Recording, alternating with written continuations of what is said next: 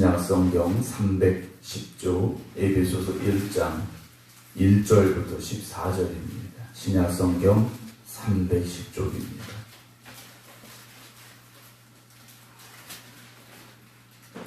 신약성경 310조 에베소서 1장 1절부터 14절입니다.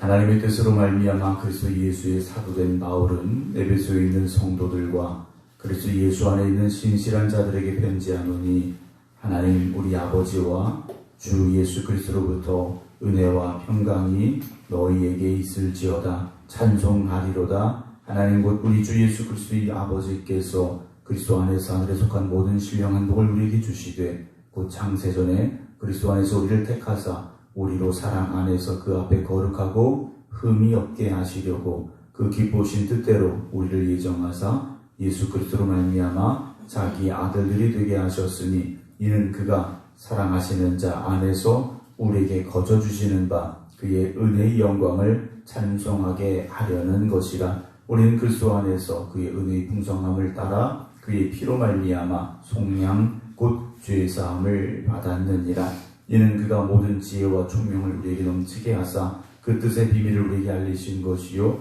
그의 기뻐하심을 따라 그리스도 안에서 때가 찬 경륜을 위하여 예정하신 것이니 하늘에 있는 것이나 땅에 있는 것이 다 그리스도 안에서 통일되게 하려 하심이라. 모든 일을 그의 뜻의 결정대로 일하시는 이의 계획을 따라 우리가 예정을 입어 그 안에서 기업이 되었으니 이는 우리가 그리스도 안에서 전부터 바라던 그의 영광의 찬송이 되게 하려 하심이라. 그 안에서 너희도 진리의 말씀 곧 너희의 구원의 복음을 듣고 그 안에서 또한 믿어 약속의 성령으로 인치심을 받았으니 이는 우리 기업의 보증이 되사 그 얻으신 것을 속량하시고 그의 영광을 찬송하게 하려 하심이라. 아멘.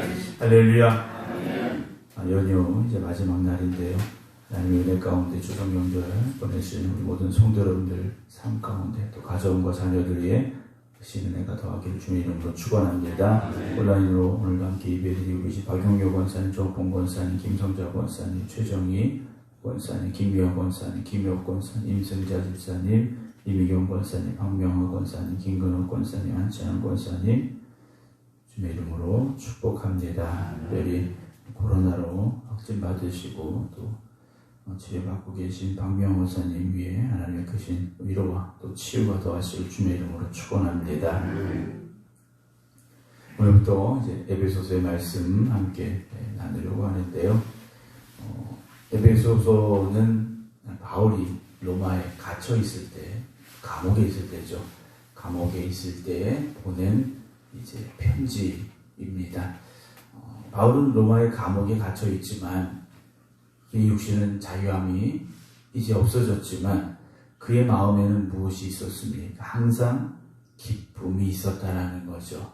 우리는 기뻐하려면 어떤 조건이 되어져야 되고 어떤 환경이 있어야 된다라고 생각을 합니다. 그래서 내가 기뻐할 수 있는 이유, 기뻐할 수 있는 환경, 어떤 좋은 일 이런 것들이 있어야 우리는 기뻐하는데요. 바울은 감옥에 갇혀 있어도 기쁨이 있었죠. 바울은 빌립보에서 복음 전하다 매를 맞고 감옥에 갇혀 있었어도 찬양하고 기도하는 사람이었음을 우리는 알고 있습니다. 오늘 우리가 때로 찬양이 멈춘 이유가 무엇입니까? 우리가 기쁨을 빼앗긴 이유가 무엇입니까? 누구 때문에, 어떤 일 때문에, 어떤 상황 때문에 우리가 그 기쁨을 빼앗겼다면 오늘 우리의 그 기쁨이 하나님 주시는 은혜로 말미암아 다시 회복될 수 있기를 주님의 이름으로 축원합니다. 그래서 예수 믿는 사람들은 그 얼굴에 항상 기쁨이 넘쳐나야 됩니다. 그 얼굴에 은혜가 충만해야 됩니다. 세상의 사람들은 좋은 일 있으면 기쁘고 힘든 일 있으면 어렵고 그게 당연하겠지만 오늘 저 여러분들에게 있어서는 물론 마음의 근심이 있을 수도 있겠죠. 삶에 어려움이 있을 수도 있습니다. 그러나 그것으로 인하여 우리가 하나님 주신 그 은혜와 기쁨을 빼앗기지 아니하고 믿음으로 지켜감으로 인하여서 오늘 항상 기뻐하고 범사에 감사할 수 있는 믿음의 삶이 될 수 있기를 주의 이름으로 축원합니다. 왜냐? 하나님이 주신 복이기 때문이죠. 하늘의 복이지 않습니까? 땅의 복을 쫓아가는 사람들이라면 땅의 것들로 우리가 기쁠 수도 있고 슬퍼할 수도 있겠지만 하늘의 복을 우리는 이미 받았고 누리는 사람들입니다. 그 하늘의 복을 누리는 저와 여러분들에게, 그리고 함께 예배드리는 우리 모든 성도들에게 그 하나님께서 주는 기쁨과 은혜만 더하기를 주의 이름으로 축원합니다. 오늘 1절에 바울은 자신이 쓴 편지의 대부분의 내용에서와 마찬가지로 자기 자신에 대해서 먼저 설명을 하죠. 하나님의 뜻으로 말미암아 그리스도 예수의 사도된 바울이라고 말합니다. 바울은 자기 자신이 내가 원해서가 아니라는 겁니다. 내가 어떤 공부를 해서 요즘 말로 말하면 신학대학을 나와서 이게 아니라는 거예요. 하나님의 뜻으로 말미암아 그리스도 예수의 사도가 되었다라는 거죠. 하나님께서 자기를 뜻하시고 택하시고 불러주셔서 그리스도 예수의 증인이 되게 해 주셨다라는 거지 않습니까? 오늘 저와 여러분들도 이러한 고백이 있기를 주의 이름으로 축원합니다. 우리도 내 뜻으로 이 자리에 온 게 아니고 내 발걸음 내가 한번 교회 가보자 해서 온 것이 아니라 하나님이 뜻하시고 계획하시고 부르셔서 이 자리까지 오셨음을 고백하시기 바랍니다. 그리고 우리는 그리스도 예수의 증인들이 되어져야 됩니다. 온 유대와 사마리아 땅끝까지 이르러 복음의 증인이 되라고 하신 그 말씀 그대로 우리는 그리스도 예수의 증인들이 되어져야 됩니다. 어디를 가서든지 우리는 예수의 증인이 되어져야 됩니다. 어떤 환경에서도 복음의 증인들이 되어져야 됩니다. 이 바울이 편지를 쓰는데 누구에게 쓰느냐? 에베소에 있는 성도들과 그리스도 예수 안에 있는 신실한 자들에게 편지한다 라고 말합니다. 에베소라는 지역에 있는 성도들이죠. 그 다음에 나오는 표현 하나가 있습니다. 그리스도 예수 안에 있는 신실한 자들이라는 것이죠. 이 믿음이 어떤 믿음입니까? 신실한 믿음입니다. 그냥 나 교회 등록했어 이게 아니지 않습니까? 나 교회 몇 년 다녔어 이 말이 아닙니다. 신실한 자들에게 편지한다 라고 말하죠. 여러분, 우리가 이 편지를 받아들 때에도 우리가 그러한 믿음 될 수 있기를 소망하시기 바랍니다. 우리가 다른 믿음 없습니다. 이런 믿음 저런 믿음 있는 게 아니지 않습니까? 그리스도 예수가 나의 구주가 되심을 믿는 그런 믿음 안에서 우리가 함께 신앙생활할 수 있어야 됩니다. 2절 하나님 우리 아버지와 주 예수 그리스도로부터 은혜와 평강이 너희에게 있을지어다 라고 말하죠. 은혜와 평강은 하나님으로부터 와야 됩니다. 주님이 주셔야 됩니다. 나의 인생의 문제가 해결돼서가 아닙니다. 나의 삶이 어떤 좋은 일들이 생겨서가 아니라는 거죠. 주님 바라보면 기쁨이 있어야 됩니다. 하나님의 말씀을 들으면 우리에게 은혜가 있어야 됩니다. 주님 성전에 나오면 하나님 주는 평강이 우리에게 있어야 됩니다. 여러분이 그래서 기도하는 이 자리, 하나님의 말씀을 듣는 이 자리, 찬송하는 이 자리가 은혜와 평강이 샘솟는 축복의 자리가 되기를 주의 이름으로 축원합니다. 찬송하리로다 라고 고백을 하죠. 감옥에 있는 바울의 그의 입에서 찬송하자라고 말을 하고 있습니다. 그의 찬송은요 멈출 수 없는 찬양이었다라는 거죠. 아까도 말씀했지만 매를 맞아도 찬송하는 사람이었습니다. 죽음의 위협을 당해도 찬송하는 사람이었습니다. 궁핍이 와도 찬송하는 사람이었습니다. 사람들로부터 손가락질 받고 돌 맞아도 찬송하는 사람이었습니다. 찬송하지 못하게 만드는 수많은 이유들이 있을지라도 우리는 그 찬양을, 하나님을 향한 찬양을 멈추지 말아야 됩니다. 그 찬양을 절대 멈추지 마시기 바랍니다. 찬양은 우리의 신앙의 고백이지 않습니까? 우리의 입에서 유행가 가사 어떻게 하다 보면 나올 수도 있겠죠. 그러나 그건 세상의 노래지 않습니까? 그건 세상의 노래예요. 그것으로 우리의 인생이 변화되느냐? 어떤 사람들은 이야기합니다. 세상에 어떤 노래를 들었더니 그게 마음이 감동이 되고 내 인생에 어떤 변환점이 됐다.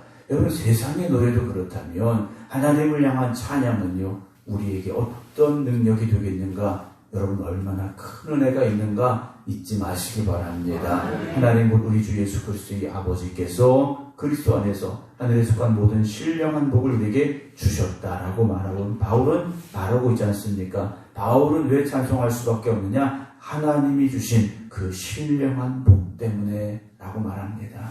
하늘에 속한 모든 신령한 복을 바울은 고백하고 있다는 거죠. 그 축복을 누리고 있다는 겁니다. 어디에서요? 감옥에서 누리고 있다는 거죠. 여러분, 오늘 왜 우리가 바울이 누리고 있는 그 하늘의 모든 신령한 복을 누리지 못합니까? 거저 주신 그 복을 누리시기 바랍니다. 거저 주시는 은혜를 누리시기 바랍니다.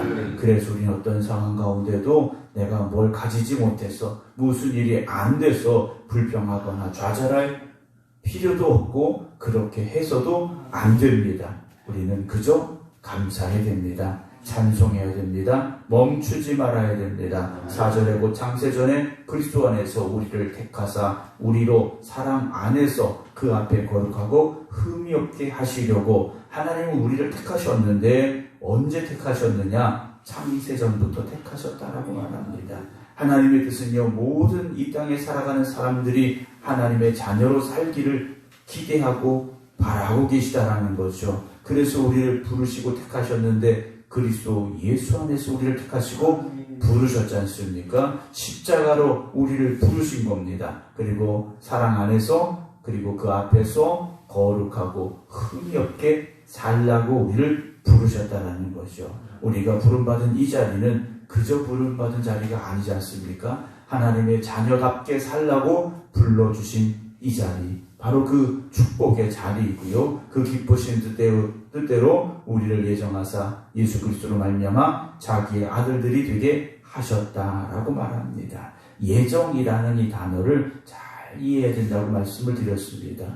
세상에 예를 들어서 1000명이 살아가는데 1000명 중에 번호를 붙여서 1번, 3번, 5번 이 사람들은 하나님 택하시기로 작정하셨고 2번, 4번, 6번은 버리시기로 작정하시고 이렇지는 않다라는 겁니다. 우리는 모두 다 예정함을 받은 사람들인데 그 택정하심 안에서 우리가 고백하고 정말 예수 그리스도가 나의 구주임을 믿고 나왔을 때 우리가 깨닫고 고백하는 말이 그거지 않습니까?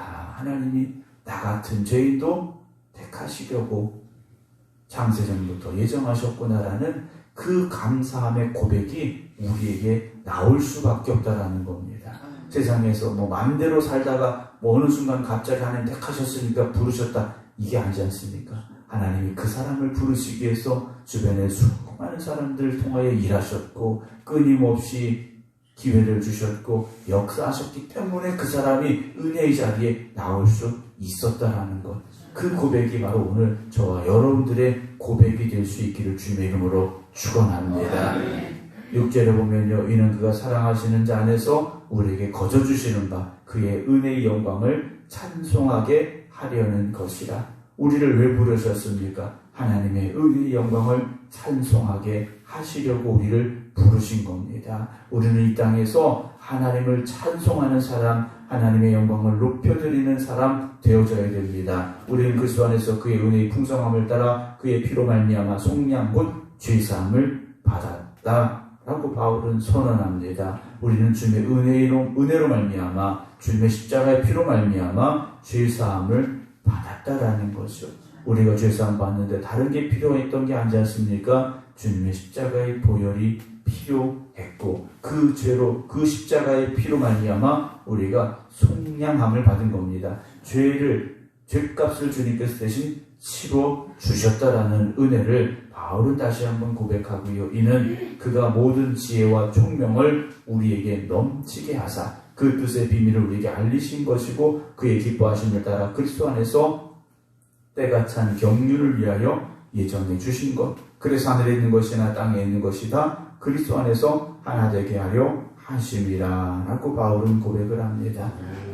이 땅에 수많은 교회들이 십자가 안에서 하나가 되어져야 됩니다.